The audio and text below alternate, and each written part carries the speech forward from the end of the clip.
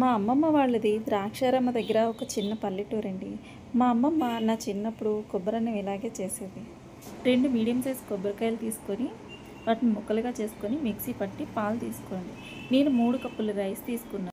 నేను 3 కప్పుల రైస్‌కి 4 గ్లాసుల పాలు తీసుకున్నానండి.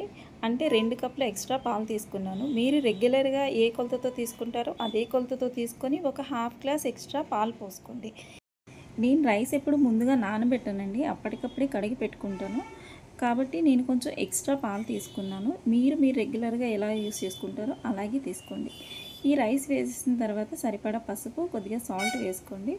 తర్వాత ఒక దాల్చిన చెక్క, లవంగాలు, యాలకులు ఇవి మాత్రమే వేసుకోండి. వేరే స్పైసెస్ ఏం వేసుకోవద్దు. ఒక 2 స్పూన్స్ ఆయిల్ యాడ్ చేసుకోండి. అన్నం ఇలా పొంగొచ్చాక పక్కన నురుగులా వస్తుంది కొబ్బరిది, అదంతా రైస్లో కలుపుకోండి. మొత్తంగా ఈవెన్గా స్ప్రెడ్ అయ్యేటట్టు కలుపుకోండి. ఇలా రైస్ మనకి రోజు డైలీ ఎలా కుక్ అవుతుందో కుక్ అయ్యే వరకు ఉంచుకొని స్టవ్ ఆఫ్ చేసుకోండి.